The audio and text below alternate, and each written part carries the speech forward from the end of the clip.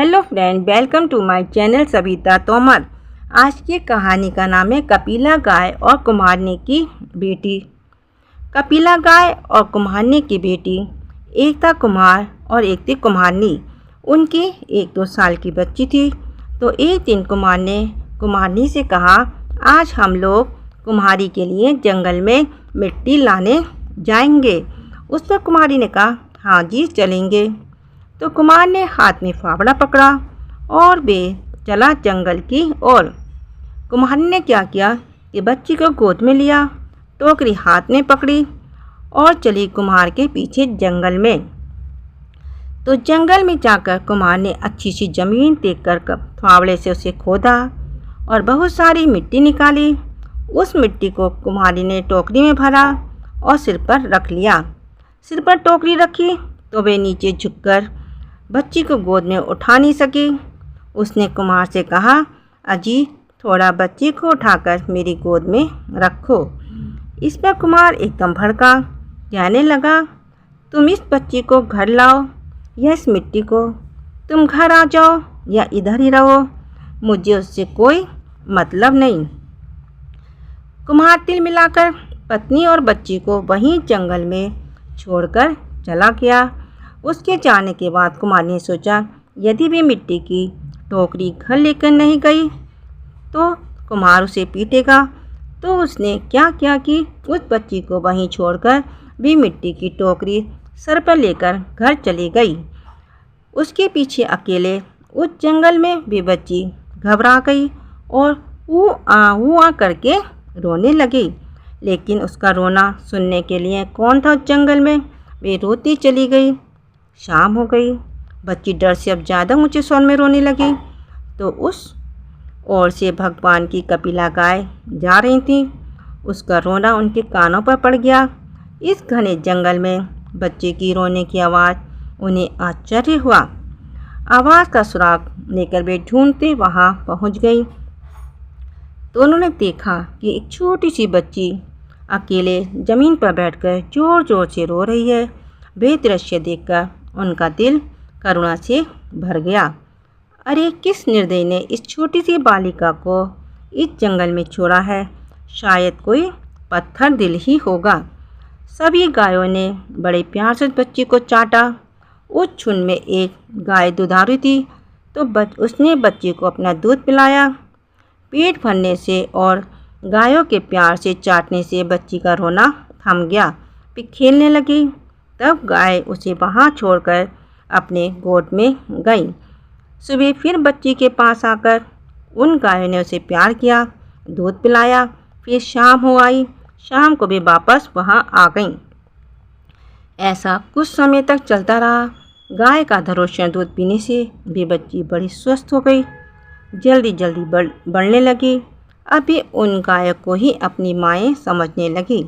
उनका रंभाना सुनते हुए उनकी ओर तोड़कर चली जाती और उनसे चिपकती थी। कुछ समय बाद वे और भी बड़ी हो गई और उनके पीछे पीछे जंगल में घूमने लगी। सभी गायें उसका बहुत ख्याल रखती थी। कोई शेर, बाघ एवं और कोई जंगली जानवर आकर उस पर हमला ना करे, इसलिए वे सब जंगल में वार्तुलाकार खड़ी रहकर चरती थी और उसे उस वार्तुल में रखती थी। तो और भी दिन, महीने, साल गुजर गए। बच्ची अब 10 साल की हो गई। उस पर सभी गायों ने सोचा, अब बच्ची का जंगल में खुले रहना ठीक नहीं है। वे उसे अपनी गौशाला में लेकर आ गईं। उन्होंने बच्ची से कहा, बेटी अब तुम इस गोद के अंदर ही रहना, बाहर मत निकलना। शाम को जंगल से आते वक्त हम तुम्हारे लिए खाना लाएंगी। बच्ची ने कहा, हाँ माँ। अब बच्ची दिन भर गोद में ही रहती थी और शाम को आते वक्त गाय उसके लिए अच्छा अच्छा फल लाती थी। उसे खाकर वे खुश हो जाती। तो एक दिन हुआ क्या कि अंदर बैठे बैठे बच्चे का दम घुटने लगा। उसने सोचा, कुछ समय के लिए क्यों ना बाहर खुली हवा में जाऊं। तो बच्ची गोद के बाहर खड़ी हो गई। उसी समय उस तरफ से एक राक्षस जा रहा था। उसने बच्ची को देखा तो उसके मुंह में पानी आ गया। सोचा, ये बच्ची एकदम कोमल ककड़ी की तरह है। इसका गोश्त खाऊं तो दिल खुश हो जाएगा। कितने दिनों से ऐसा लज्जतदार मांस नहीं खाया है। भी बच्ची की ओर बढ़ने लगा। बच्ची ने अपनी ओर आते राक्षस को देखा तो घबरा गई, दौड़कर गोट के अंदर चली गई और उसने दरवाज़ा बंद कर लिया। तब राक्षस क्रोधित हो गया। फिर भी मृदुल आवाज़ में उसने बच्ची से कहा, मेरी लाडो बेटी, ज़रा दरवाज़ा खोल दे। तो उस गोट के नज़दीक एक आम का पेड़ था। उस पेड़ ने कहा, अरे नहीं नहीं बेटी, दरवाज़ा नहीं खोलना, राक्षस तुझे खा जाएगा। पेड़ के ऐसा कहने पर राक्षस को गुस्सा आ गया। वे दौड़कर उस पेड़ के पास गया और पेड़ पर जोर से एक लात लगाई। पेड़ टूटकर नीचे गिर पड़ा। उसकी टहनियाँ इधर उधर बिखर गईं। फिर वापस गोट के दरवाजे के पास गया और उसने बच्ची को आवाज़ दी, मेरी प्यारी लाडो, ज़रा दरवाज़ा खोल दे। तो गोट के नज़दीक एक नारियल का पेड़ था। उस पेड़ ने कहा, नहीं नहीं बेटी, दरवाज़ा मत खोलना, राक्षस तुझे खा जाएगा। बेटी ने दरवाज़ा नहीं खोला तो राक्षस गुस्से से आग बबूला हो गया। दौड़कर उसने उस नारियल के पेड़ पर 2-4 लातें मार दी और उसे ज़मीन पर गिरा दिया। अब तीसरी बार दरवाजे के पास जाकर उसने कहा, मेरी प्यारी लाडो, ज़रा दरवाज़ा खोल दे। तो उस गोट के नज़दीक एक अंबाड़ी व्यंजन के लिए उपयुक्त खट्टे स्वाद का एक फल का पेड़ था। उस पेड़ ने कहा, नहीं नहीं बेटी, दरवाज़ा मत खोलना, राक्षस तुझे खा जाएगा। अब राक्षस मानो जल भुनकर राख हो गया। भी उस अंबाड़ी के पेड़ पर लात मारने वाला ही था कि इतने में उसे ख्याल आ गया कि अंधेरा छाने लगा है और गायों के गोठ में वापस आने का वक्त हो गया है। उसने सोचा, यदि गाय आ गई तो मैं मुसीबत में पड़ सकता हूँ। अक्लमंदी इसमें है कि मैं यहाँ से जाऊँ, लेकिन दूसरे दिन वापस आकर लड़की को खाने का मन में मंसूबा रखकर राक्षस वहाँ से चला गया। राक्षस के जाने के थोड़ी देर बाद गाय वहाँ आ गई। आते ही उनकी नाकों ने राक्षस की शरीर की गंध सूंघ ली। गोठ के बाहर उसके पाँवों की निशानियाँ भी उन्होंने देखी। तो यहाँ कोई राक्षस आया हुआ है, इसका उन्हें यकीन हो गया। वे डर गई, हे भगवान, हमारी बच्ची सुरक्षित हो। सभी गाय दौड़ते हुए गोठ के दरवाजे के पास पहुंची। उनके पहुंचने से दरवाज़ा अपने आप खुल गया। सब एकदम अंदर घुसी तो उनको बच्ची अंदर दिखाई नहीं दी। वे सब व्याकुलता से हम्मा हम्मा करके उसे ढूंढने लगी।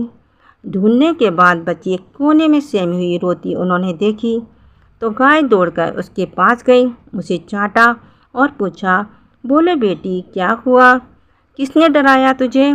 बच्ची ने सब बात बता दी। सुनकर वे सब क्रोधित हो गई। उस राक्षस की ये हिम्मत हमारी बेटी को खाने आए, ठहर कल सिखाएंगे उसे सबक। दूसरे दिन सुबह ही गाय चरने जंगल नहीं गई, सब छुपकर गोठ में रही। इधर राक्षस ने क्या क्या कि सुबह उठकर मुंह धोया, दांत मंजन करके उनको शान से तेज किया और बच्ची का गोश्त खाने का ख्याली पुलाव मन में पकाकर वे कपिला गाय के उस गोठ के पास आ गया। आकर उसने पहले की तरह मृदु स्वर में ही कहा, लाडो बेटी, जरा दरवाज़ा खोल दे। तो अंबाड़ी के पेड़ ने कहा, नहीं नहीं बेटी, दरवाज़ा मत खोलना, राक्षस तुझे खा जाएगा। राक्षस ने दौड़कर उसके तने पर गुस्से से 4-5 लातें मारी तो उसका तना टूटकर उसके टुकड़े हो गए। इस तरह राक्षस ने गोठ के आसपास के सब पेड़ तोड़ डाले। आखिर में उसे रोकने वाला एक भी पेड़ नहीं बचा तो दरवाज़ा तोड़कर वे गोठ के अंदर घुसा। इधर वे अंदर घुसा तो उधर सभी गाय उसके अंदर आने की राह देख रही थी। उसके अंदर पांव रखते ही जो गाय बच्ची को दूध पिलाती थी उसने अपना सिंगाड़ा उस पर पहले मारा, बाद में दूसरी ने, तीसरी ने, ऐसा करके सभी गायों ने मिलकर उसकी कमर तोड़ी, हाथ पैर तोड़े और उसको जख्मी करके दूर जंगल में फेंक दिया। जख्मी राक्षस ने सोचा, सिर सलामत तो पगड़ी 50। इसके बाद जीवन में कभी किसी बच्ची का गोश्त खाने की इच्छा नहीं रखूँगा। इधर राक्षस को सबक सिखाकर गायों ने बच्ची से कहा, बेटी अब कोई राक्षस तुझे सताने यहाँ नहीं आएगा, तुम निर्भय रहो। तो और कुछ दिन सुख शांति से बीत गए। अब बच्ची नहीं रही, एक सुंदर सी कन्या बन गई। अब उसका डर भी कम हो गया।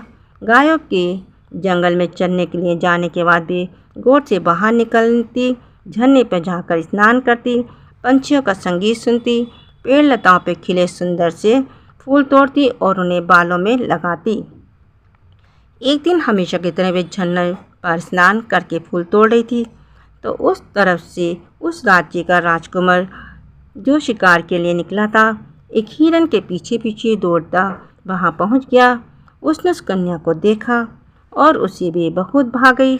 उसने कन्या से बात करने का प्रयत्न किया तो कन्या दौड़कर घोट में घुस गई और दरवाज़ा बंद कर लिया। राजकुमार पहली ही नज़र में उस कन्या से प्यार करने लगा। वे अपने घर गया और अपनी माता को उसने अपने प्यार की बात बताई।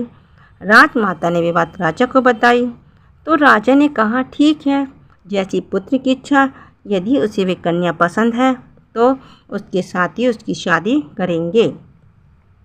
राजा ने तुरंत प्रधान को आदेश दिया कि कुछ सिपाही साथ में लेकर उस वन में जाओ और उस कन्या को राजमहल में लेकर आओ। राजा के आदेश अनुसार प्रधान कुछ सिपाही साथ में लेकर गया और कन्या को साथ में लेकर राजमहल आ गया। कन्या की सुंदरता देखकर राजा और रानी दोनों ही प्रभावित हो गए। अपने पुत्र की पसंद की उन्होंने प्रशंसा की। रानी ने तुरंत ही दासियों से कहकर कन्या को सुगंधित तेल और उट्टन लगाकर नहलाया, उसे पहनने को अच्छे कपड़े दिए, उसे अलंकार पहनाए, उसके बाल बनाए। अब कन्या इस वेश में पहले से भी सुंदर दिखने लगी, जैसे वे स्वर्ग की अप्सरा हो।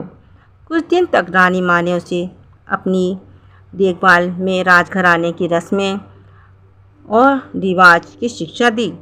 जब ये पूरी तरह राजघराने की बहू बनने योग्य हुई तो राजकुमार और उसका बड़ी धूमधाम से विवाह किया। तो वे कुमार की लड़की अब राजा की बहू बन गई। उसके पास अब सारा सुख चैन था, पहनने के लिए अच्छे वस्त्र थे, हीरे जवाहरात थे, नौकर चाकर थे, प्यार करने वाला पति और सास ससुर थे, लेकिन भी खुश नहीं थी। उसे अपनी गौ माताओं की बहुत याद आती थी, इसलिए सारा दिन होते हुए भी वे दुखी थी। राजकुमार के ध्यान में भी बात आ गई। उसने उससे पूछा, तुम्हें क्या दुख है, क्यों तुम ऐसी गुमसुम बैठी हो? उसने कहा, मुझे मेरी माताओं के पास लेकर चलो। राजकुमार ने पूछा, कौन है तुम्हारी माता? गाय। राजकुमार चकित हो गया। उस पर कन्या ने उसे सारी कथा सुनाई। सुनकर उसने कहा, ठीक है, मैं तुम्हारी माताओं के पास लेकर चलता हूँ। दूसरे ही दिन राजकुमार कन्या को यानी अपनी पत्नी को जंगल में लेकर गया तो कन्या को देखकर सब गाय दौड़कर उसके पास आ गई। कन्या भी दौड़कर उनके गले चिपक गई। गायों ने उसे ममता से चाटा। कन्या ने भी उन्हें सहलाया। जिस कपिला गाय ने उसे अपना दूध पिलाया था, उससे तो वे बहुत देर तक चिपक कर सिसकने लगी। कुछ देर के बाद गाय उठकर जंगल में चली गई और राजकुमार अपनी पत्नी को लेकर राजमहल वापस आ गया। आते वक्त उसने एक काम किया। उसने सिपाहियों को वहाँ का गोद तोड़ने का आदेश दिया। जंगल से अपनी गौ माताओं से मिलकर आने के बाद कन्या यानी वो कुम्हार की लड़की खुशी खुशी अपने पति राजकुमार के साथ रहने लगी। वे बहुत साल तक जीवित रहे। उसके कई पुत्र पौत्र हो गए। प्लीज़ मेरी कहानी को लाइक कीजिए, शेयर कीजिए, सब्सक्राइब कीजिए, कमेंट कीजिए। Thank you.